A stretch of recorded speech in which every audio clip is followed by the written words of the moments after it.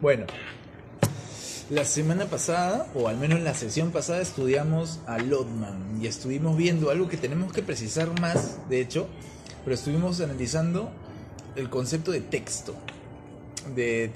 Perdón, todavía no llegamos ahí. Estuvimos analizando el tema de la semiósfera, la centralidad y la frontera, como una interacción que suponía pensar también las asimetrías y las simetrías dentro del espacio social, o el espacio semiótico, que es lo que llama Lotman.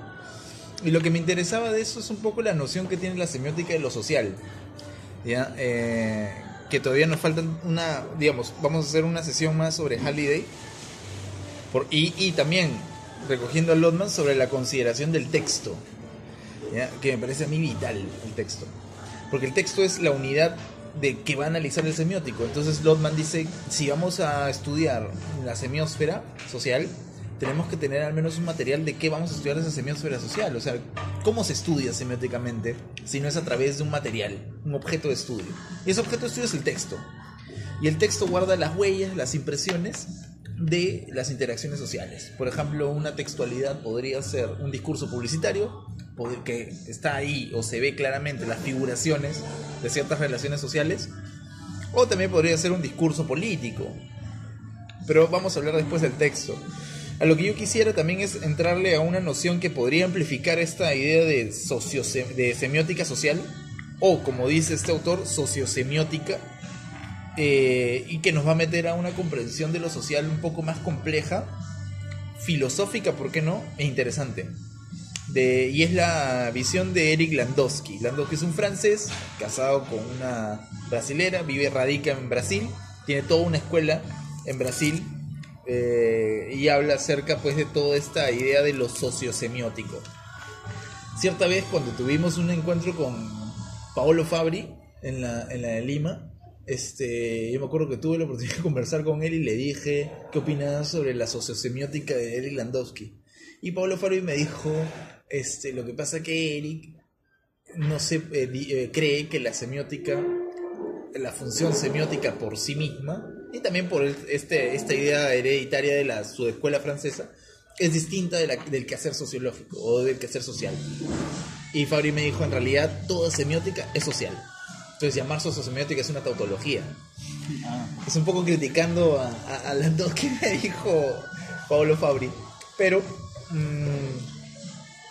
vamos a ver que en realidad esta sociosemiótica de Landowski es un poco, esta tautología le sirve a él para insistir en la idea de que la semiótica tiene un componente fuertemente social, y se va a arriesgar él a decir pragmático. Ahora, la postura de Landowski, él ha tenido un primer libro que se llamaba La sociedad figurada, y en ese libro dice que la sociedad en realidad es una construcción de sentido totalmente que se construye constantemente, ¿no? Es una construcción de sentido en plena vigencia, siempre está en plena construcción y en plena transformación.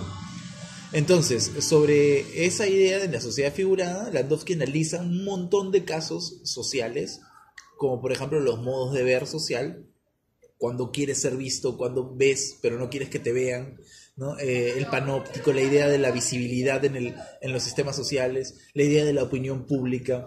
Y ahí está este texto que también sería bueno leerlo, donde Landowski habla acerca de la política electoral y compara mucho la mercantilización con, o sea, la estética de la publicidad con la estética política en la propaganda.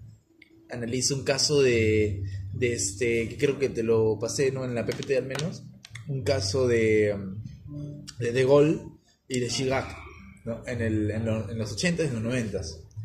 Y bueno, Landowski también ha rozado con la publicidad, incluso en este otro libro que vamos a leer hoy día, que se llama Semiótica, Pasiones sin nombre, y también otro libro que se llama Presencias del Otro, los dos publicados por la Universidad de Lima. Tiene otro libro también, aparte de Presencias del Otro y Pasiones sin nombre, que es Interacciones arriesgadas, que creo que alguna vez lo comenté en clase, no sé si me acuerdo. Landowski, la semiótica de Landowski trata de estudiar las interacciones sociales. Por ejemplo, interacciones arriesgadas, lo que él hace es estudiar la interacción entre una forma de vida programada, regulada, una forma de vida conservadora, si quieres, que hay que leer después ese texto que es muy bueno, y una forma que desestabiliza esa programación, que es el accidente. Entonces, mientras el accidente rompe, fractura la programación,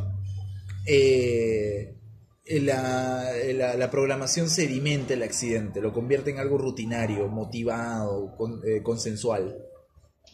Entonces, lo que dice Landowski, que no solamente el semiótico tiene que describir estas dos posiciones posiciones de regímenes de sentido, por ejemplo, la programación o el centro para Lotman, y las fronteras o el accidente, sino también estudiar los modos de interacción que se producen en esta semiósfera, que son modos de interacción como la manipulación, es decir, la manipulación es un tipo de interacción, según Landowski, que se produce en el centro de la semiósfera. Vamos a tratar de relacionarlo con Lotman. Y sirve para interactuar con un mundo regulado, con personas que tienen una forma de vida consensual, motivada, programada, con roles temáticos definidos. Mientras que el accidente, que está en la frontera, si quieres, o es algo más allá que la frontera, como un espacio que se encuentra lejos del centro, es algo que siempre puede facturar el centro. Es un mundo potencial que siempre puede emerger y puede salir y puede quebrar y fracturar. Un poco siendo heredero Landowski de la imperfección de Greimas, ¿no? Bueno, entonces él habla de un modo de interacción que no solamente es la manipulación, sino hay un modo de interacción en el que puedes tú interactuar con la fractura, con el acontecimiento, con el romperse de algo, con el accidente. Y ese modo de interacción es el ajuste. Y el ajuste es un tipo de interacción estésica, o sea, una relación sensorial que se tiene o que puedes tener con un imprevisto, una voluptuosidad, un exceso que rompe o fractura la programación. Entonces Landowski ya está buscando formas de vida en el espacio social, ¿no? Ya busca formas de vida en el espacio social. Ese trabajo es el que hace en la imperfección, en interacciones arriesgadas. Ya, en el trabajo de presencias del otro, Landowski va a hacer más o menos lo mismo, pero de una manera súper más compleja. Y va a decir que, por eso la presentación era increíble, leer la presentación del libro Presencias del Otro, va a ponerse a semiofilosofar sobre la relación entre la ausencia y la presencia. Si el semiótico es una persona que analiza el discurso o el texto o el sentido, la formación de sentido de algo, cuando enuncia su interpretación o cuando hace su análisis, no está creando otra forma de sentido.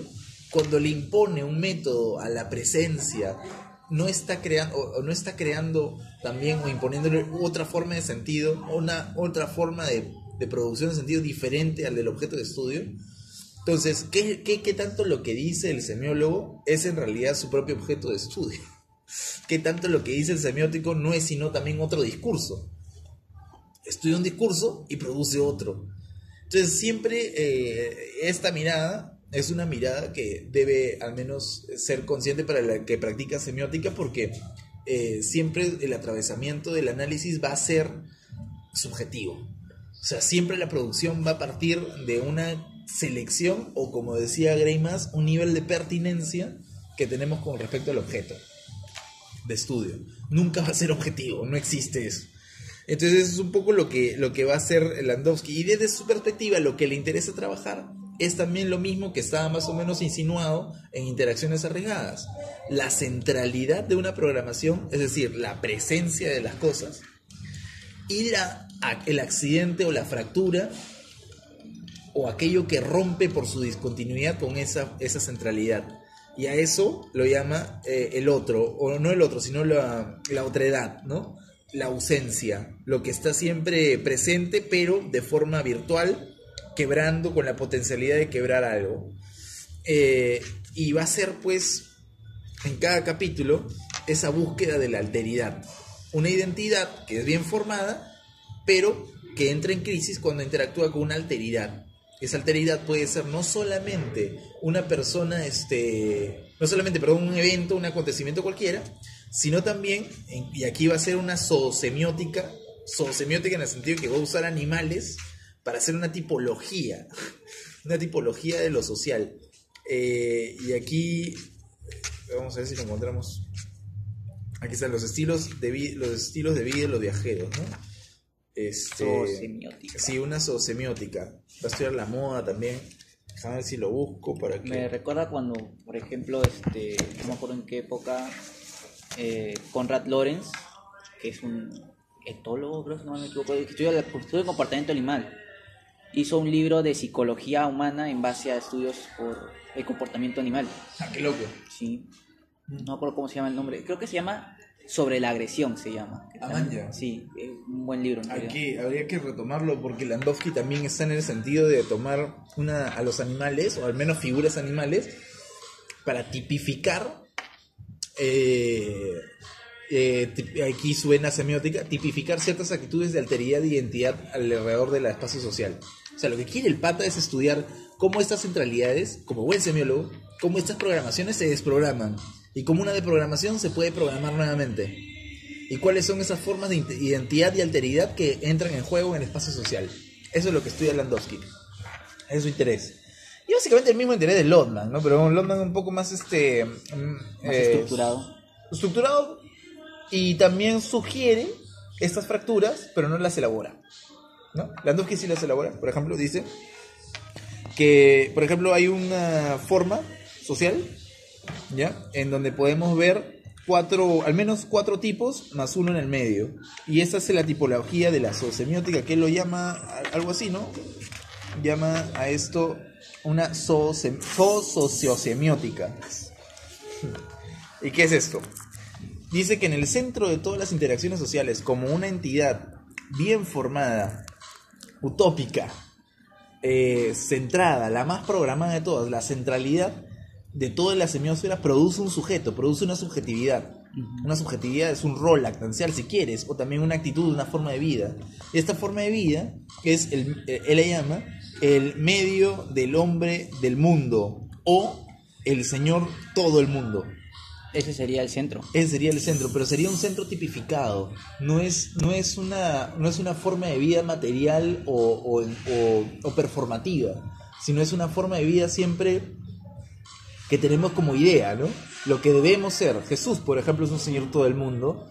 El príncipe azul era el señor todo el mundo para el estereotipo de patriarcal de búsqueda de amor, romance femenina, ¿no? El señor todo el mundo es el que todo lo sabe, el que todo lo tiene, el que tiene las reglas claras del juego y no se puede equivocar. Digamos que es la forma de vida más programada que eructa la centralidad de una semiósfera. Es como cuando se piensa que lo que debería ser una persona de clase alta, educada, así, ¿no? O sea, Sí, Dios. Ajá. Deleuze y Guattari trabajan al señor todo el mundo con el nombre de el significante despótico. Y ellos dicen que el significante, que siempre está en el centro, siempre centrado, comanda la significación, comanda los demás signos y los atrae a una única, los subsume hacia una única fórmula, ¿no? Yo he estudiado esto, por ejemplo, en el discurso de Capital y he descubierto que el señor todo el mundo en realidad es la mercancía dentro del aparato de la significación del capital.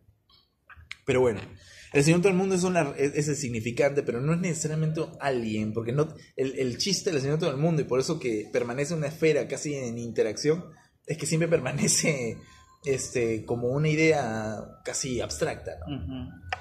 De forma de vida. Después está el camaleón. Y el camaleón es una forma de vida. A propósito está ahí las identidades y las alteridades. La identidad en el centro y la alteridad en la frontera. El camaleón es una identidad, es una alteridad que busca mimetizarse con la identidad, con la programación del sistema social, y para tratar de ser lo más parecida posible a ese sistema de programaciones. Todos estos son interacciones. Sí, son interacciones y formas de vida social. Sociosemiótica. Sí, o sea. Entonces el camaleón es esta persona que tiene un sentido de mimético con las reglas sociales. Tiene que ser lo más parecido posible al sistema social en el cual se enfrenta. Por ejemplo, un inmigrante. que es una alteridad para el sistema social, ¿no? El venezolano viene acá, pero el venezolano camaleón sería aquel que deja o se desculturaliza, si quieres, pierde cierta programación de su semiósfera y empieza a adoptar la semiósfera del sistema oficial, la semiósfera hegemónica. Y como no puede lograrlo, porque no es de acá, trata de emular, imitar a lo máximo posible las reglas del sistema social. Fromm tiene un ejemplo de eso en uno de sus libros, en el que habla de un extranjero oriental, de esos que usan palillos chinos, cuando viene a Occidente, y es como que si se trata de camuflar en los restaurantes, por ejemplo, en los restaurantes donde sirven contenedores, trata de usarlos, todo, pero siempre dentro de su espacio privado, en su casa, sí tiene sus palillos. ¿No? Como que esa es su burbuja para mantenerse en contacto con su cultura. Al menos con una cultura. Ajá. Pero lo guarda en la intimidad, ¿no? Ajá. En su semiósfera némica de la intimidad. Claro, el camaleón funciona básicamente lo mismo, ¿no? El dandy el dandy, en cambio, es un sujeto que sí pertenece a la semiósfera, pero que busca constantemente amplificar la semiósfera creando nuevas tendencias. No por ello quiere decir que sale de la semiósfera. Simplemente es como el buen burgués, crea nuevas... El emprendedor. El emprendedor crea una nueva zona de interacción de su semiósfera con el único fin de reinstalar un centro. Con el único fin de que su nuevo descubrimiento sea un nuevo centro. El dandy. El snob, por el contrario, va a ser el más fiel a las reglas. O sea, el que va a querer ser como el señor todo el mundo, pero no puede serlo. A la diferencia del camaleón, que es una alteridad, el snob es alguien que tiene una identidad totalmente disconforme con ella misma, pertenece a la semiósfera, pero siempre va a estar en la búsqueda de una perfección programática, ¿no? O sea, ¿es parte de la periferia, pero quiere pertenecer al centro o cómo? Es parte del centro y quiere seguir perteneciendo a él, siguiendo todas sus reglas. Ya, ok. El otro era la alteridad, ¿no? La alteridad Sí. que se vuelve una identidad, el camaleón, y el dandy es que quiere empujar el centro. Que quiere empujar el centro, amplificarlo, el emprendedor, el progresista. Y eso. Claro. Y Landowski traza, como siempre va a trazar todo buen semiólogo, un signo o una forma de vida que va a buscar a través de una voluptuosidad, a través de un exceso, a través de una aceleración determinada de la intensidad, salir para quebrar la semiósfera en puntual. Y ese es el trayecto del oso. El oso es totalmente individual, solo, y va a ser un ermitaño en el sentido en que su único fin va a ser atravesar y quitarse, huir del sistema significante puntual. Yo creo que es algo que Lotman no ha trabajado muy bien, porque Lotman trabaja siempre la semiósfera siempre centralizada. Uh-huh. En cambio, aquí en el trayecto del oso nos damos cuenta que hay una forma semiótica distinta en donde el sujeto puede escapar de la semiósfera centralizada y puede crear ya no una semiósfera centralizada, sino puntos breves de huida, de descodificación, ¿no? Mira lo que dice Landowski del oso. Es lo siguiente. En el oso, cuya inobservancia torpe de los usos del medio, así como la manera inveterada de molestar y de cuestionar las costumbres más arraigadas, y lo que es peor, la fuerte presencia de toda su persona, que a la larga se hace insoportable, determina en conjunto su progresiva distanciación, la cual en compensación le permitirá explorar otros horizontes, más allá de lo que nosotros conocemos, aunque su exilio y sus descubrimientos sean a lo sumo puramente interiores, como los sueños de una dulce locura. Moisés. O sea, Moisés escapa del pueblo en la centralidad de la semiósfera egipcia y va buscando en su soledad, en la soledad de un pueblo en el desierto, como el oso, un trayecto que ya no es significante. No hay centro. ¿Cuál es el centro de Moisés? ¿A qué semiósfera centrada pertenece Moisés? Siempre en la huida, 40 años huyendo, ¿no? Ese es el oso. Y esa es la forma de vida, las 4 formas de vida, o la centralizada que enseñó todo el mundo, de Landowski, ¿no? Y es lo más clásico que se conoce Landowski de su sociosemiótica. Pero básicamente lo que él quiere es ver interacciones, ¿no? Interacciones de forma de vida. Ya no se contenta simplemente con la descripción del funcionamiento del sentido del espacio social. Quiere buscar interacciones. Y es así que llegamos a Pasiones sin nombre. Texto que vamos a leer específicamente Diana en vivo. Con todo este contexto de Landowski y todo lo que busca su semiótica, vamos a ver qué es lo que dice Diana en vivo sobre la política y sobre lo político. Yo quiero simplemente introducir Diana en vivo, que trata de qué, Oscar, mientras chupo. ¿De qué trata Diana en generales para la gente que nos está escuchando? A ver. No leas, así con tus palabras. Ya, la diferencia entre lo político y la política es prácticamente... No, pero el caso de Diana en vivo, o sea, Diana por qué. Cómo la sociedad se reúne en masas por el evento, el accidente que tuvo Diana, la princesa Diana, en la que falleció en el 93, si no me equivoco, 92, bueno, por ahí. Y cómo es que este pueblo se siente unido con el sentimiento de pena, de tristeza, mientras que trata a su vez de manera paralela el cómo lo toma la política, ¿no? La casa de gobierno, la reina, ¿no? Y da su discurso que a su vez tiene que seguir ciertos significados de los que no puede salirse, pero también tendría que dar algún discurso sobre la muerte de Diana, ¿no? O sea, es como que entra en conflicto. Ese es sublime, ese ser es sublime. Yo creo que Landowski Landowski hace este análisis político de Diana, ¿no? O sea, pero más que describir el hecho de Diana, sino la representación mediática y cómo asume la política este hecho, ¿no? ¿Quién es Diana? Y bueno, pues, y aquí Landowski va a introducir esta cosa de lo político y la política. Entonces vamos a leer el primer fragmento de Diana en vivo, de aquí hasta aquí, que todo es la primera sección. De ahí paramos. Ya. Tanto como del resultado del drama mismo, la respuesta depende de lo que convenimos de manera general en reconocer como político.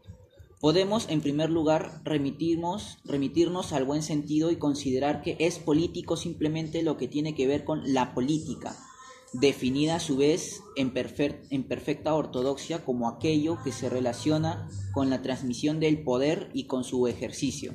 Dicho de otro modo, con la gestión de los asuntos de interés común. Un politólogo escrupuloso que se restringiera a no desbordar ese marco, apenas consideraría el asunto del que hablamos como algo que le importase. La princesa de Gales no tenía ninguna prerrogativa ni ejercía ninguna función precisa, ninguna responsabilidad jurídicamente establecida, ningún mandato institucional en la organización de los poderes públicos, era pura pantalla. Ningún procedimiento particular electoral o cualquier otro previsto para asegurar la continuidad del funcionamiento del Estado. Del funcionamiento del Estado ha sido desencadenado por su muerte. A falta de esto, Lady Diana pertenecía a un partido. ¡Qué incongruencia! ¿Actuaba por su cuenta o bajo la influencia de algún grupo de presión conocido? Impensable, a menos de rebajar la defensa de las grandes causas humanitarias, su preocupación mayor a lo largo de los últimos años a triviales cuestiones de intereses.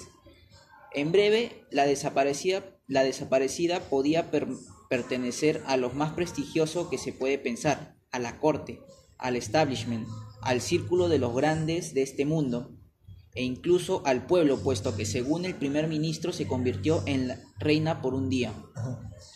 Pero nada a lo largo de su recorrido permite, no obstante, asimilarla a una responsabilidad del mundo político propiamente dicho. Admitámoslo, en consecuencia, por mediatizada que haya sido su vida, ella se ha desenvuelto al margen de la política, y el drama de su muerte lo mismo. No es menos cierto, sin embargo, que todo eso se ha jugado en el corazón de lo que en otro plano denominamos lo político, en neutro, cambio de género gramatical que marca el tránsito a otra lectura posible de los acontecimientos, de inspiración semiótica y de carácter más englobante que la precedente. Mientras que en el mundo de la política, tal como se considera habitualmente, se presenta como un espacio cerrado, institucionalmente delimitado, dentro del cual un personal especializado ejerce una serie de funciones repertoriadas por adelantado y codificadas, unas por derecho, otras por el uso. Lo político, por su parte, no tiene ni contenidos sustanciales ni fronteras fijadas a priori.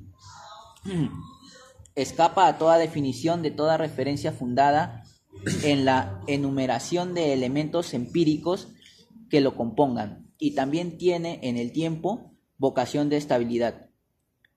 Como no está fundado ni en los textos, ni en códigos, ni siquiera en usos que, al fijar sus fronteras, le garantizarían un mínimo de permanencia, lo político no tiene existencia sino como una creación colectiva renovada a cada instante y por tanto potencialmente a cada instante cambiante. Ajá. Ya, es genial esta primera parte porque Landowski nos pone dos nociones. Ahora, fuera un poco de la semiótica, haciendo un gran paréntesis. O sea, la idea de definir la política como los discursos de Estado, como los formalismos de comunicación oficial, como las interacciones y formas de vida que surgen al interior del Senado, o como la comunicación interna que existe en el Congreso, o como las reuniones oficiales entre los presidentes y los entre ellos, o los presidentes en una comitiva o una asamblea general, ¿no? La política siempre entendida como esta forma discursiva, formal y centralizada, era básicamente la única forma para entender la política en general antes del 60. O sea, en la época estructuralista, y sobre todo en una época de conformación del Estado y la República a finales del siglo XIX, durante el siglo XIX, lo que se constituye o lo que se piensa como política es siempre cómo gobernar o cuáles son los fundamentos normativos para ejercer una cohesión estatal, institucional, ¿no? O sea, la política instituida. Sí. Eso es lo que se piensa de política. Ahora, hay un cortaaguas que surge por el hecho de mayo de 68, ¿no? Creo que eso es innegable. O del 60, mayo de 68, en Francia, México, en Tlatelolco, o en el mundo en general, en Estados Unidos, por la revolución sexual, la revolución política y la revolución capitalista, ¿no? O sea, contra el capitalismo, de los estudiantes y obreros de Francia y de todo el mundo. A partir de este cortaaguas o este punto de fractura histórico, es que nace, por ejemplo, estas ideas de reivindicar lo político como el fundamento material social que constituye en realidad toda la dinámica política. ¿Qué es lo político? Lo que está diciendo Landowski, ¿no?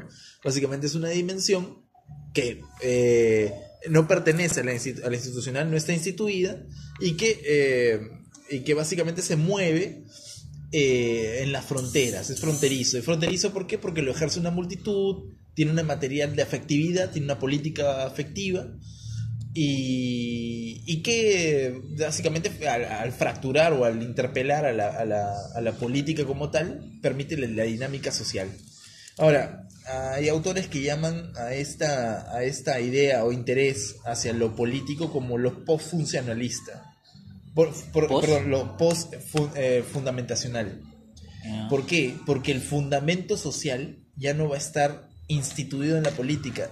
Post-fundamentacional, ¿por qué? Porque la fundamentación social ya no va a ser el interés de las políticas, por ejemplo, de Ernesto Laclau, por ejemplo, de Slavoj Žižek, Badiou, ¿no? O Santiago Castro Gómez. No van a ser teorías sobre cómo hacer normativa a la institución, sino van a ser teorías sobre cómo y cuál es su fundamento, sino cuáles son las diversas formas de fundamentar lo social a través de lo político. diversas, no una. Lo político es eso, ¿no? Entonces, ¿cómo piensan lo político? Básicamente como una democracia radical o liberal. Por el lado de Habermas, ha estado pensar lo político como una entidad dialógica, ¿no? Por el lado de la democracia radical, ha sido pensar lo político como un aparato de diferencias, gestación de diferencias sociales, que permite una dinámica que interpela, ¿no? Al Estado, a la política. ¿Cómo interpelas? Interpela en el sentido que con revueltas, con disconformidades, con movimientos de indignación, con pero actitudes... entonces no sería, por ejemplo, esta... Ay, se me fue el nombre. Democracia directa de Atenas. ¿Cuál? La del Senado, donde iba cualquier ciudadano que esté interesado, y el sistema político de Atenas era así, ¿no? Sí, pero era todavía instituido, porque fíjate que el debate era formal, o sea, era un debate que debía de tener una relación final, por ejemplo, la democracia de Pericles no era una democracia donde participa lo político, sino una democracia donde que se piensa en la ley, en la institución. La filosofía de Platón, la república, no es hacer que lo político sea una zona de determinación social. El filósofo es el que legisla, el que marca las leyes. O sea, siempre el pensamiento al menos del demos, como algo social. Los esclavos no participan en la democracia ateniense, ¿no? O sea... Sí, todos los ciudadanos asistiendo al Senado, donde se debatían y se elegían las autoridades, pero a diferencia del modelo representativo, que es por votación, era casi, o sea, se pasaba un filtro y de ese filtro se cogía al azar. Claro. Claro. Ahora, la figura en Grecia no es una figura de referencia, digamos, a lo político, porque lo político, si quieres, lo podemos encontrar como zonas fronterizas de la semiósfera, y aquí pasamos a un territorio semiótico, ¿no? Ahora, ¿qué pasa? Que socialmente la filosofía crítica está pensando lo político, por ejemplo, desde dos tipos de actitudes.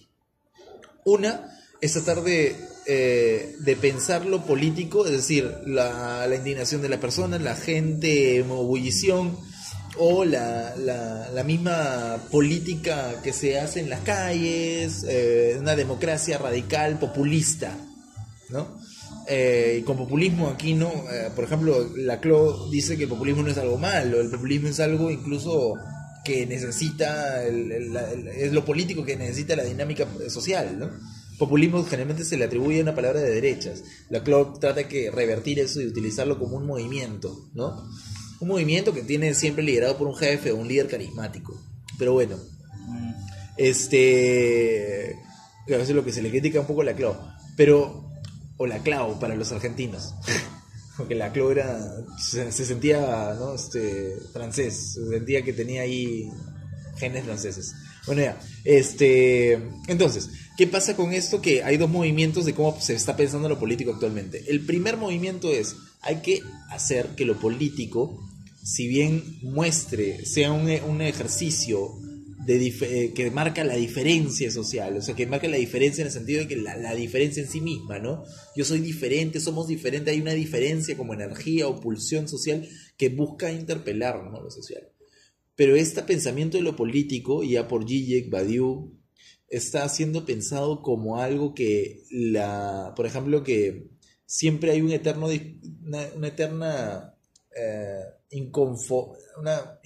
algo inconforme o inconformismo de la sociedad por la situación actual.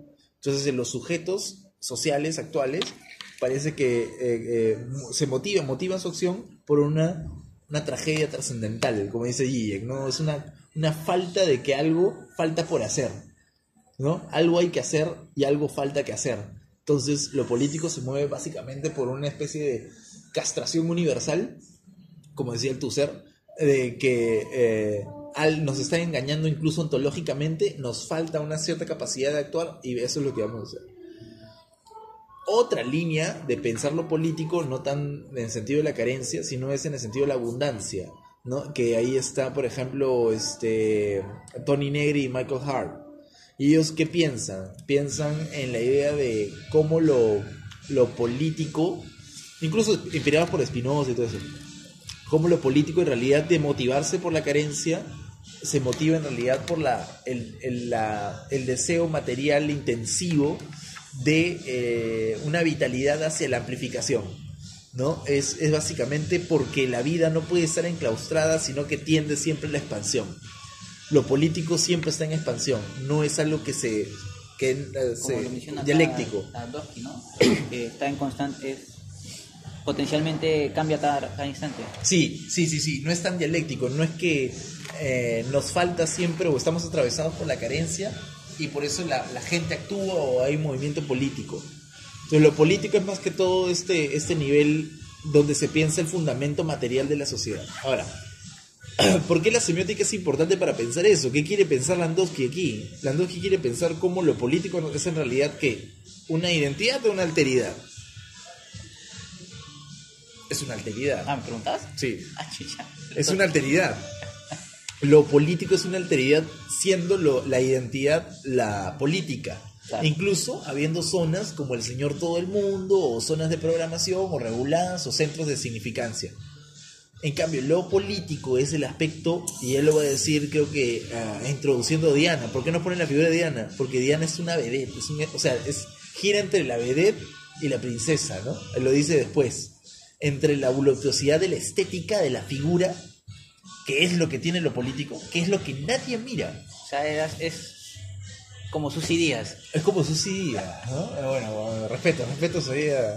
Pero básicamente es lo que nadie mira de lo político, es el asunto estético. Porque ¿qué le piden, por ejemplo, en la política, en el debate, la escuela crítica?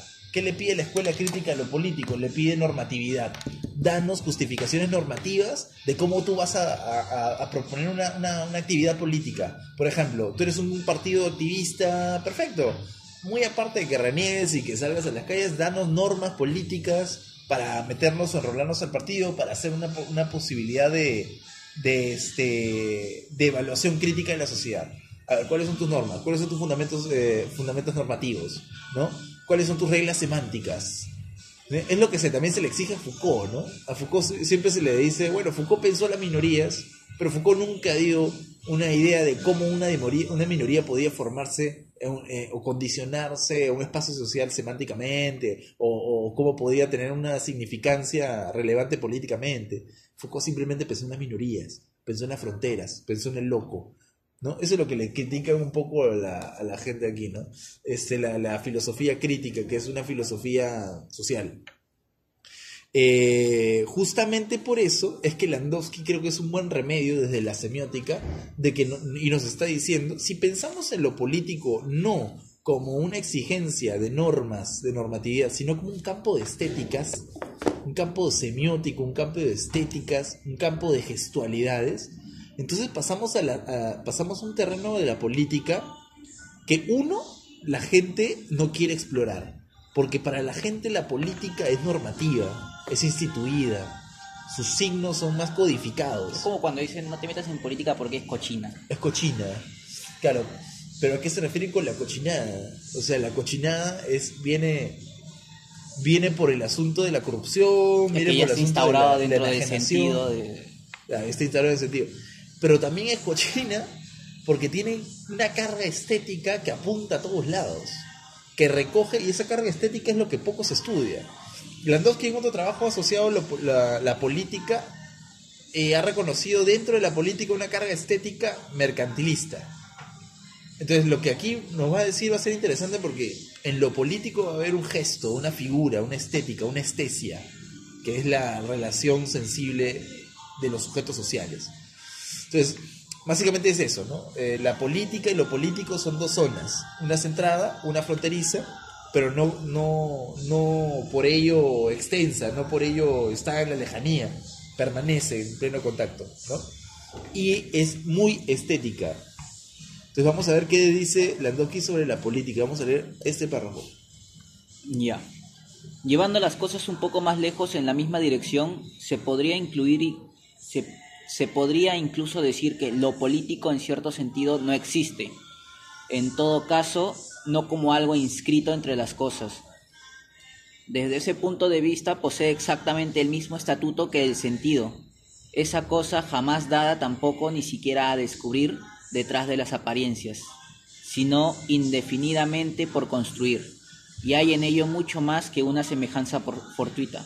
De hecho, lo político no es en sí mismo más que sentido, en acto.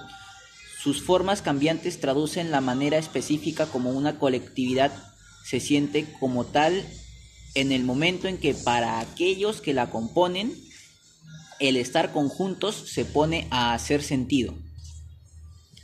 Y por lo general hace falta un pretexto, una ocasión, un provocador y tal vez primero un soporte figurativo. Un cuerpo, por ejemplo, una silueta o una voz adecuada, teniendo en cuenta el lugar, el momento y a veces no más que la expresión de un rostro, una mirada en movimiento, porque si nada en sí pertenece al orden de lo político, todo o casi todo puede en cambio llegar a serlo dada la ocasión, es decir, crear las condiciones para suscitar la emergencia de un sentido en torno al cual la masa hará cuerpo reuniéndose y reconociéndose como una actividad viviente. Claro, aquí ¿Ese es el evento? Ese es el evento social, ¿no? Pero ya sabemos qué forma de vida lo manifiesta, ¿no? O sea, básicamente lo que tenemos es que lo político tenemos dos características importantes. Una, tiende a la masificación y dos, que implica, aparte de una estética particular, implica una actividad performativa, una pragmática, ¿ya? Y aquí, me parece, Landowski hace un ejemplo genial sobre la labor de la semiótica. Y eso es un gran paréntesis que voy a hacer, ¿no? Por ejemplo, Landowski dice esto, dice, eso es la presentación de presencias del otro, dice, pero mira la similitud, ¿eh? Habla de la teoría semiótica, ¿cómo hacerla? Para efectuar un recorrido teórico, semiótico, tal que nos mantenga lo más cerca posible a nuestro objeto de estudio, el otro, y su presencia, nos esforzamos por no perder jamás el contacto con la dimensión vivida de las relaciones y de los procesos analizados, tal como se articula a través de la producción o de la lectura de los discursos y de las prácticas en situación.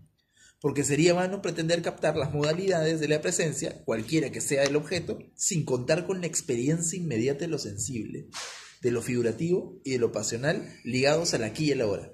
Está diciendo, básicamente lo que voy a hacer es la relación de que hace Landowski entre la política y lo político, con el semiótico funcionario del sentido y el semiótico que está metido en la situación de la experiencia vivida, abstrayendo las sensaciones.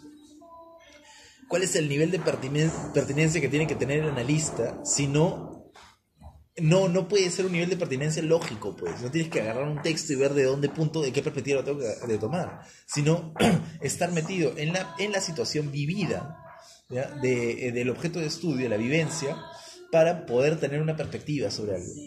Básicamente es lo que le pasa a la semiótica y a la política. La política no puede tiene una mirada sobre lo político desde su posición de centro, de centralidad. Creo que Lotman dijo algo parecido la semana pasada. Cuando el centro mira a la frontera desde una posición puntual, y siempre la va a mirar como frontera y como límite. Pero el límite nunca se ve como límite. El límite se ve como posibilidad de... Y es lo que dice Landowski, ¿no? La política es una posibilidad en el sentido que es siempre en estado de creación, siempre en estado de amplificación, siempre en estado de permanente mutación. Por eso dice que lo homologa con el sentido. Y eso me parece genial. El sentido no tiene que ser entendido simplemente como un pattern, como un código, como un patrón. El sentido es la creación de algo. Claro, acá menciona, ¿no? Que no es ni siquiera descubierto detrás de la apariencia. Claro, no es descubierto, es algo que se está creando. Ese es el sentido. O sea, el sentido para la semiótica no solamente es la descripción de algo, una centralidad fija, sino el estado de creación y performatividad que va a tener un espacio social, ¿no? Ese es el sentido, un estado que se está amplificando, que se está creando, una alteridad, siempre una permanente alteridad. Pero aquí otra vez, ¿no? La última parte, ya volviendo a la política, al objeto de estudio que está analizando Landowski, él está analizando cómo la idea de política o de la política se está relacionando con la multitud, una idea de masa, ¿no? Y aquí me parece que él está llevando lo político, reconociendo lo político a estéticas de masa, estéticas de personas, de multitud, de congregación, de una reunión o acumulación muy intensiva, ¿no? Marx también está tocando ese tema, bueno, lo toca en la formación del partido, ¿no? Ajá. ¿Qué Cuando dice? dice, a veces los obreros triunfan, pero es un triunfo efímero. El verdadero resultado de sus luchas no es el éxito inmediato, sino la unión cada vez más extensa de los obreros. Ajá. Exactamente. Esta unión es propiciada por el crecimiento de los medios de comunicación, bla, bla, bla, bla, ¿no? Pero me quedo con estas primeras dos líneas, que dice que el triunfo es efímero, individual, sí, y el resultado no es inmediato, sino que la unión la unión cada vez más extensa de los obreros es lo que crea un verdadero triunfo. ¿No? Y por eso es que te preguntaba la otra vez sobre este asunto de la intensidad, si una vez que empieza a bajar conforme la extensidad llega a su tope, puede resurgir. Sí. ¿No? Porque yo lo veía así como acá el triunfo y acá la extensidad en número de personas.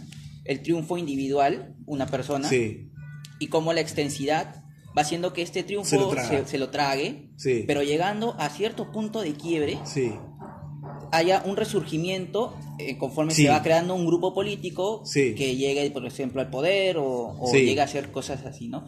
Y esta cosa también se me vino a la mente cuando veía, por ejemplo, con mi compañero, con mi amigo que estaba conversando la vez pasada, cuando él, te digo, que extendía sus argumentos de manera tan cuasi hiperbólica, absurda. Casi absurda, y yo dije, bueno, entonces, ¿qué pasa si intenta hacerlo así y su seriedad empieza a decaer? Bueno, la seriedad empieza a decaer, pero ¿qué hace, por ejemplo, South Park?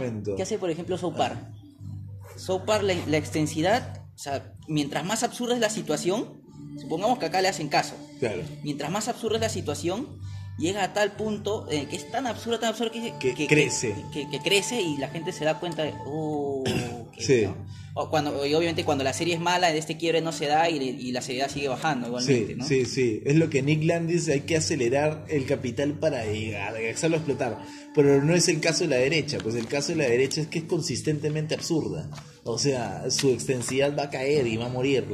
Tienen la misión de que el argumento decaiga la intensidad.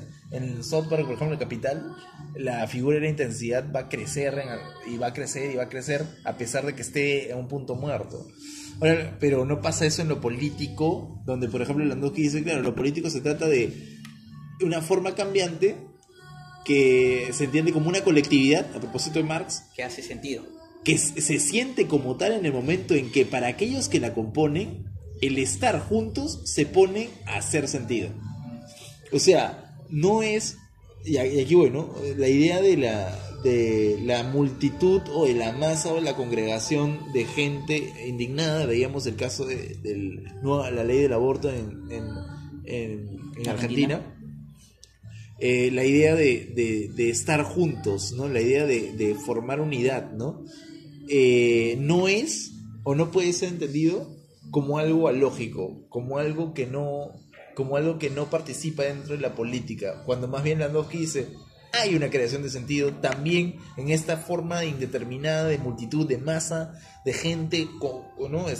Junta, de estar, de perder un punto de identidad, o perder un borramiento de la enunciación de tu propio cuerpo.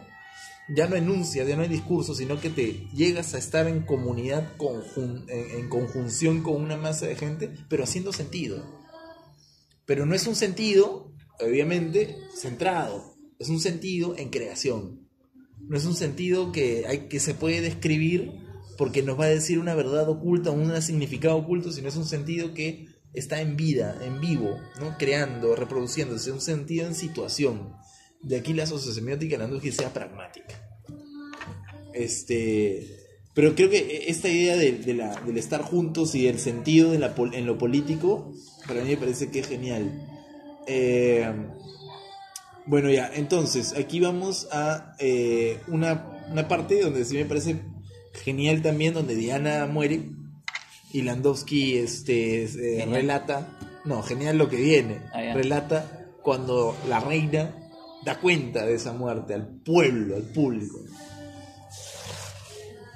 En ese momento la soberana supo encontrar el gesto, un pequeño baño de masa a las puertas del palacio, el primero, según parece, de todo su reinado. Y las pocas palabras de compasión, dicho de otro modo, de compromiso, que tácticamente se imponían. Quiero rendir homenaje a Diana, una persona excepcional. Su tarea hubiera sido bastante simple si solo se hubiese tratado de modular la expresión esperada por todos, de su tristeza, sincera o fingida, poco importa. De tal manera que la hiciera sensiblemente creíble, sin caer por ello en un sentimentalismo contrario a las conveniencias. Ese género de dosificación forma parte de la rutina del oficio del rey, y a decir verdad, de muchos otros también. Pero en realidad la verdadera dificultad a resolver estaba en otro sitio, y era más ardua. Lo que era urgente encontrar una modalidad enunciativa que, teniendo el valor de una manifestación afectiva de orden personal, pues era ardientemente deseada, tuviese también un alcance propiamente político en cuanto a testimonio institucional ritualizado. Ahora bien, la segunda exigencia tenía que ir por naturaleza en una dirección exactamente opuesta a la primera, y logra cumplirla con la supresión del yo enunciador, ocultándolo tras la instancia impersonal que la soberana tenía precisamente por misión encarnar, a saber, el Estado, la cosa pública, con su vocación de universalidad y de permanencia mucho más allá, por consiguiente, de todas las contingencias referidas al lugar y al momento, por punzantes que ellas sean. En términos concretos, cómo hacer acto de presencia de manera mínimamente convincente ante un pueblo sometido a una gran aflicción, sin traicionar por eso la misión de representación que incumbe a un jefe de Estado, sabiendo que cuanto más presente se halla el yo sujeto a un enunciado, sobre todo si pone por delante sus estados del alma, más riesgo corre de ausentarse ese otro yo, ese no yo, o de ese yo simbólico, en otro tiempo designado por el nos majestático, que define teóricamente la figura misma del representante. Ya, ahí, lo interesante es ver algo que no se le suele ver a Landowski, que es en realidad las formas de vida, que esta idea de frontera o esta idea de centralidad no pueden ser pensadas como una oposición, en principio. O sea, no podemos pensar que lo político y la política son opuestos. Muchas personas dicen que lo político es lo minoritario, lo marginal, y que básicamente es una política que jamás va a ser... puedes hacer una teoría, ¿cuál es la crítica? Tú puedes hacer una teoría de lo político, puedes decir, sí, las masas, la revolución, la gente, el sentido, el que se construye, pero finalmente jamás eso va a construir una institución, jamás va a ser una política. Jamás va a llegar al poder. Jamás va a llegar al poder. Y la crítica que supuestamente le hacían a Marx hacer tanta incentivo sobre la gesta de la revolución de una muchedumbre y no finalmente hacer una teoría del Estado. Marx no tiene una teoría del Estado propiamente escrita. Entonces, la crítica sigue hasta estas teorías postfundacionalistas, que es básicamente pensar mucho lo político y no pensar lo político. ¿Qué nos dice Landowski? No se trata de que lo político es una suerte de otro de la política, está dentro de la política, no es exógeno, es endógeno, y en ese sentido permanece siempre en interacciones con la política. No es el otro, no es una frontera. Por eso la idea de frontera como algo que está fuera o alejado o a distancia es errónea. La frontera es siempre un límite que se construye en la propia interacción de los espacios regulados, de la política, instituidos, formales, lógicos, motivados, ¿no? Consensuales.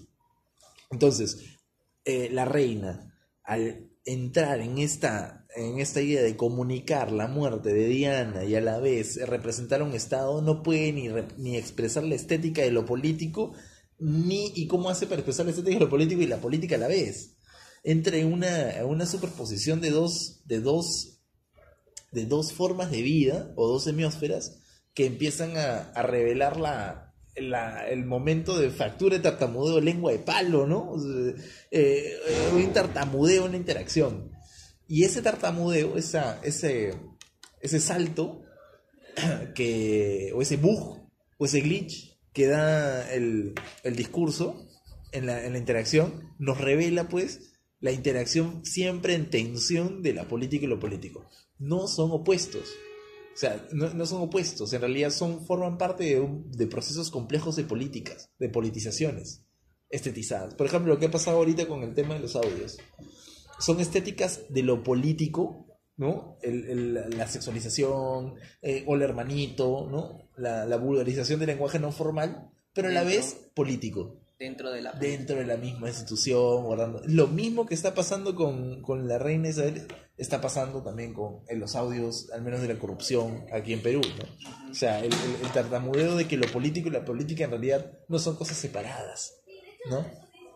No son cosas separadas. Ya. Chiquito. Lo político y la política se encontraron así en el último momento reconciliados en un gesto que armonizaba la presencia y la representación sin que ninguno de los dos regímenes excluyera al otro, al menos por esta vez. La posibilidad de un devenir semiótico del sistema político quedaba salvaguardada. Admirable Inglaterra. Admirable Inglaterra. Claro que sí, es lo que estamos diciendo. La política y los políticos se encuentran. Entonces, el análisis semiótico no puede ser de oposiciones en la medida en que tú reconoces cuál es la alteridad y la identidad y marcas opuestos y cuadrados semióticos que alejan más bien dos semiósferas que están en conflicto y en tensión. ¿Cómo reconoces los conflictos? Por las fracturas, los tartamudeos. Por ejemplo, los audios son un perfecto hecho de tartamudeo. De cómo lo político y la política están encontrándose y están en estado total de fricción, ¿no? Que nunca fue que nunca la política fue un asunto sin estéticas, que siempre tuvo estéticas. Que cuando te vas al Ministerio Público a hacer una denuncia, la denuncia no es simplemente hacer un papel y mientras bien semánticamente, bien estructurado y lógicamente bajo la significancia de la burocracia, puedas dar el papel y que va a llegar tu denuncia o tu demanda o tu querella a buen puerto, se debe a que hay una buena significancia y una buena construcción del discurso. No. Es por qué tantas buenas estéticas usas para sobornar al sujeto de la... Todo eso es la burocracia.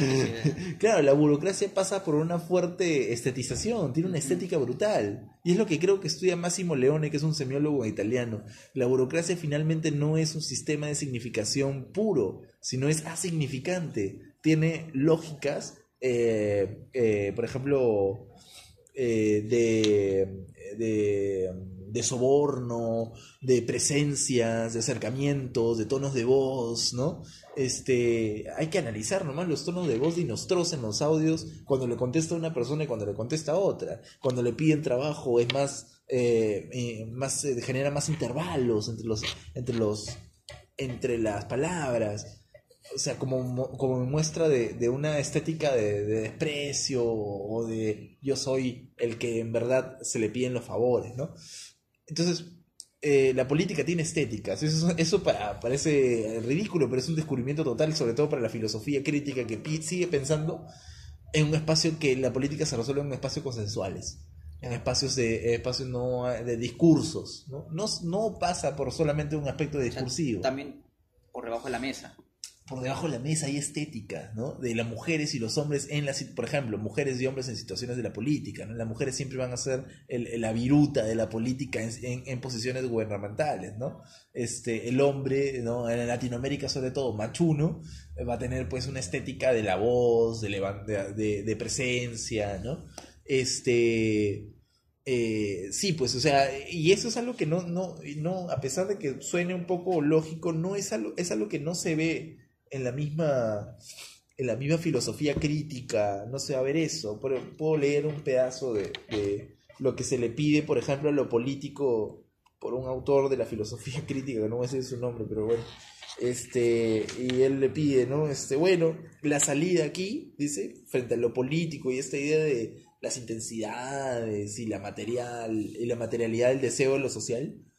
Este señor dice, leo, la salida aquí obviamente no es diseñar una ontología que no caiga en esto, o sea, una ontología que no caiga en el capitalismo, ni tampoco clausurar la comunicación entre lo material, o sea, la intensidad, y lo político, sino más bien rehabilitar este aspecto de justificación epistemológica que tanto la ontología materialista como la fundacional han olvidado. Esta importancia de la justificación epistemológica y la reafirmación de la dimensión normativo-semántica la vemos en la crítica de Brandon, bla, bla, bla, bla, bla. O sea, ¿qué le exige la filosofía crítica? Que es la que se encarga de pensar las instituciones, ¿no? Hijos de Hegel. Se encargan de ser funcionarios del sentido.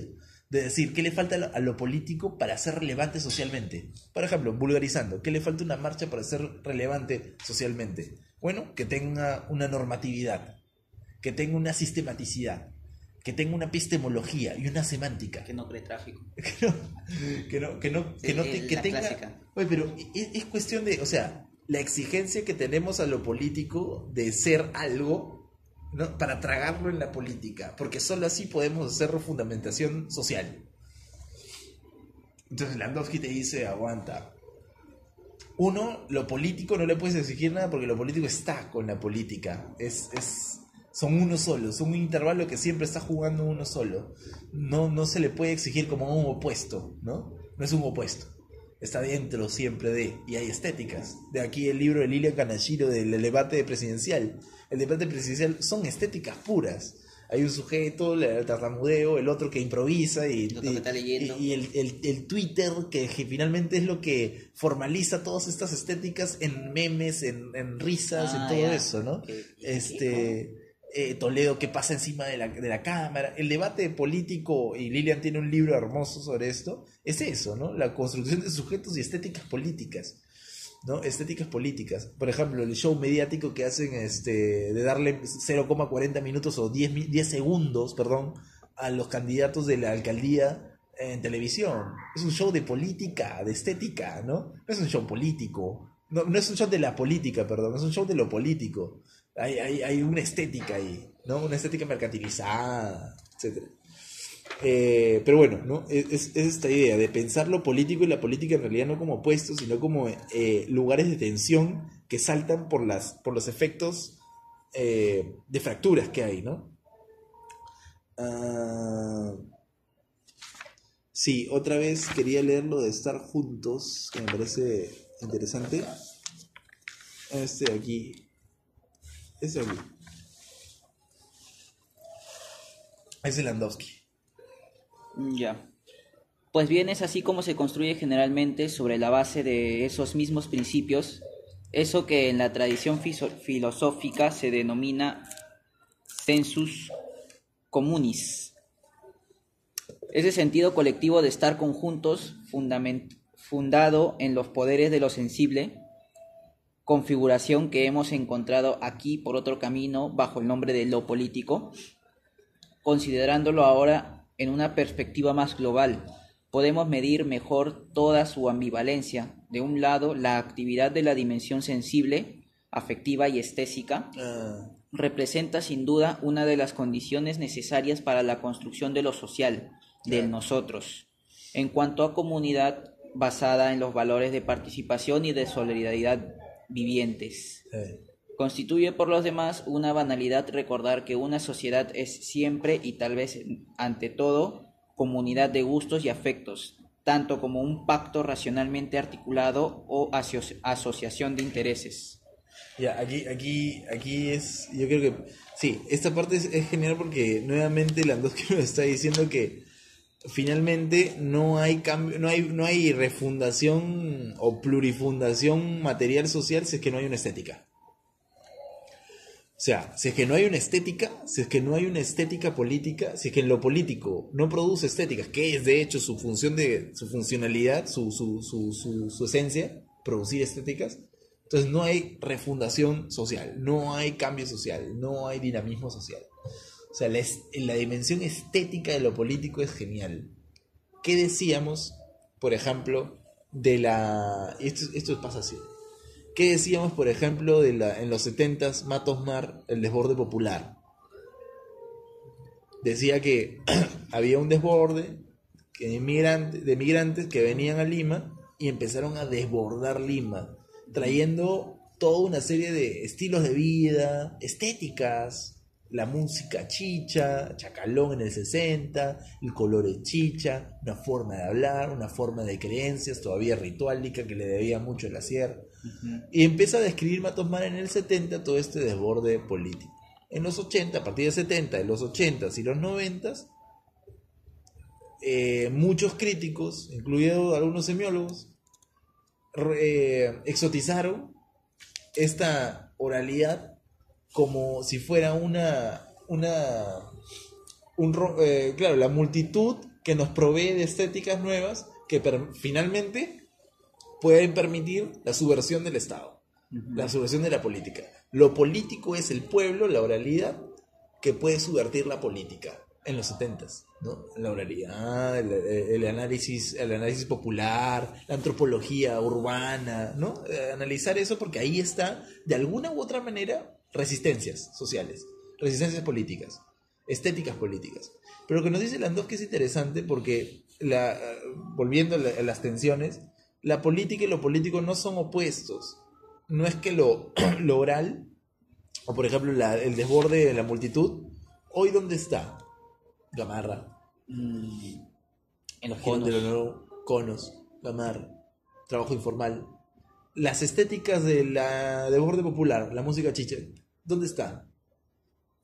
Están subsumidas al mercado, son lógicas ya de moda, de tendencia del mercado. Los chichas se volvió incluso uso de conciertos, uso de conciertos, uso de propaganda, de publicidad, de publicidad de microfinancieras. O sea, ¿dónde están las estéticas políticas? Finalmente fueron reabsorbidas. En el 70 sí fue una intensidad. La oralidad era interesante analizarla porque sí fue una estética política que creó sentido, como dicen las dos. Pero fue decayendo. Hoy en día cayó, claro, la intensidad de su desborde, su exceso bajó, se fue tragado por todas las lógicas de aprisionamiento y captura del mercado. Por ejemplo, se me vino a la mente de la política, ¿no? En el siglo pasado, por ejemplo, las chicherías, sí, que eran estos lugares tipo bares donde la gente se juntaba y muy aparte de la ciudad, por ejemplo, donde se hacía la política, ¿no? Donde estaban estos grupos aristocráticos que hacían la política. Claro, en la sierra estaban las chicherías donde los ciudadanos se juntaban a tomar y dicho sea de paso ahí también hablaban de política. Claro. Y me acuerdo un profesor mío me dijo que este personaje, no me acuerdo, Humboldt decía que no le gustaba ir a las chicherías porque decía que hablaban demasiado de política ahí. Entonces ese sería un ejemplo, ¿no? Por ejemplo. Y ahorita se me viene a la mente otro en el 98, el sitio llamado El Averno, que era un bar también. Claro. Los bares son muy... Los bares tienen, sobre todo en la literatura, los salones, como ¿no? figura de lo político latinoamericano. Ajá, o sea, sí, el Averno era este bar ubicado en el centro de Lima donde se empezaban a juntar los primeros colectivos para luchar contra la dictadura de esa época. O sea, hacían conciertos donde reunían a la gente, claro, pero a la vez se armaban. La época horaceriana, hora cero, haciendo, metiéndose, haciendo poesía, ¿no? Poesía subversiva, poesía integral. Rap hoy en día, ¿no? O en algún momento. No, el Averno también era eso. Claro, pero también el rap tiene ahora, ¿dónde está el rap? Como desborde, multitud. Está capturado, la gran mayoría está capturado. ¿Dónde está el poeta de la calle? Está capturado, totalmente sometido en la Plaza San Martín, ¿no?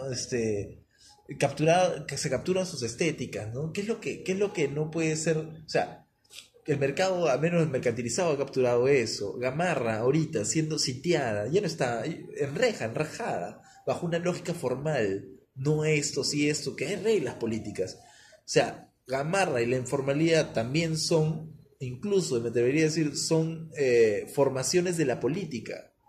De la política, hoy en día, no son lo político. Gamarra, el trabajo informal, el desborde popular, la oralidad de hoy en día, pero es derechas. Dicho de esa manera, por ejemplo, dirías que la informalidad está institucionalizada. está Sí, institucionalizada. es una estética de la política ahora, ya no es de lo político. En el 70, el desborde popular sí fue. Sí fue, la informalidad sí fue un augurio que todos los intelectuales decían, bueno, aquí hay un desborde, acá hay un exceso, acá hay una ruptura, y finalmente aquí hay una estética nueva, reabsorbida hoy día totalmente. Reabsorbida totalmente. Pero la sigue informalidad. teniendo su carácter peyorativo Claro, dentro porque, del mercado. ¿No? claro, pero la informalidad, por ejemplo, es un trabajo no condicionado formalmente, obviamente, pero que aspira a las mismas pretensiones que aspira un burgués con una empresa grande, Ya. la acumulación de dinero. Participa dentro del mercado de consumo de otra manera. Está tomado. ¿Sus estéticas cuáles son? El pregonero, la voz, ¿no? La voz para El llamar. regateo. El regateo. Esas estéticas están tomadas totalmente. La otra vez en Gamarra fui y habían marcas que bajaban a vender internet como Entel con megáfonos. Estética sonora, utilizada para la red, ¿no? Es vista, se usa para la venta. Ahí están las estéticas, nuestras estéticas políticas. Por eso que la estetización, o sea, la semiotización de lo político en el Perú, al menos en Latinoamérica, peruano al menos, está tomada. No hay semióticas nuevas. Lo político no está creando nuevas semióticas. ¿Dónde está creando nuevas? ¿Dónde podría crear nuevas semióticas? En una juventud digital, si quieres, pero que a duras penas está creciendo. O sea, la digitalidad lo que hace es, la ubicuidad lo que hace es fragmentar y no permitir esto que dice estado de unión de cosas. Está difícil la cosa porque no tenemos estéticas, no hay estéticas, no hay semióticas de lo político, ¿no? Entonces básicamente es lo que al menos el análisis de Landowski nos arroja, ¿no?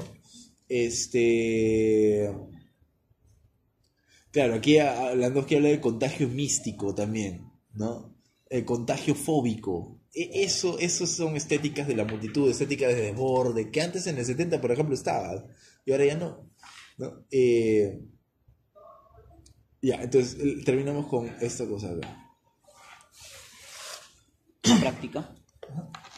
En definitiva, como se ve en relación con la cuestión del sentido, tal como se plantea en el dominio sociopolítico, la problemática semiótica se articula en varios planos diferentes. ¿En qué medida y en qué condiciones, ante todo, aquello a lo que asistimos a través del filtro de los medios ofrece para nosotros, ciudadanos, algún sentido? Luego, en segundo grado, ¿cuál es el sentido de la manera misma en que ese espectáculo llega o no a hacer sentido para nosotros que lo vemos o no lo vivimos? Es posible, por lo demás, evaluar el peso social relativo de los diversos regímenes semióticos que se confrontan y que hacen que haya o no sentido. Finalmente, ¿se puede pensar en que nos encaminamos hacia una situación de predominio de uno de esos regímenes sobre los otros? Como las dos primeras preguntas, nos mantenemos en el plano analítico, el de la descripción, y en lo posible en el de la explicación. Las dos siguientes, más problemáticas, nos obligan a preguntarnos en qué medida disponemos de medios para fundar una aproximación prospectiva, Claro. no ciertamente en relación con la dimensión evenencial de nuestro devenir colectivo, pero sí al menos por lo que concierne a la lógica de los regímenes de sentido de los que depende en parte la forma que ese devenir puede adoptar. El etos del semiótico, ¿no? O sea, el etos del semiótico es no solamente describir, sino proponer. Y Landowski está diciendo, ¿qué tanto? Y eso se presupone, finalmente, una última dimensión, la de la interpretación crítica. Porque una vez descrito lo que pasa, Claro. y tomado en cuenta lo que se viene, Claro. lo que podría venir a partir de lo que ya es, Claro. cómo dejar de evaluar, de tomar posición y, dado el caso, cómo no tratar de una manera o de otra de influir en el curso de las cosas en una dirección o en otra. Abstenerse de toda forma de juicio y de intervención en nombre de una concepción purista de la cientificidad sería en efecto un tanto paradójico en la perspectiva de una práctica de análisis sociosemiótico.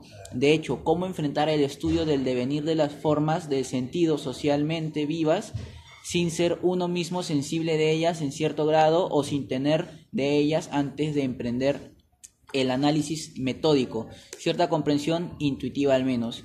Cómo trabajar en las elaboraciones de una semiótica de lo cotidiano y de las vivencias, es decir, de las experiencias y de las situaciones, sin tomar partido ante una actualidad que se trata, por supuesto, de tomar como objetivo el análisis, pero que al mismo tiempo nos incluye. Excelente, Landowski. O sea, lo mismo que le pasó a la reina Isabel, le pasa al semiótico. O sea, la imposibilidad de, mientras hacer semiótica, hacer política o pertenecer al Estado, ser funcionario del sentido, es imposible no también ser parte del sentido formal, sino el sentido, del sentido de la vivencia, de lo político. De vivirlo. Entonces Landowski dice, ¿cómo un semiólogo puede ser capaz, de la gran paradoja de la semiótica, cómo puede ser capaz de ser, si teniendo tu estudio el sentido, también estudiar las informalidades y la voluptuosidad del sinsentido, ¿no? Es lo que yo también le exijo a la semiótica, el hecho de que no solamente tiene que ser un funcionario del sentido. ¿Qué es el funcionario del sentido? El burócrata del sentido, el que hace una taxonomía del sentido y la estudia las urdimbres que hay.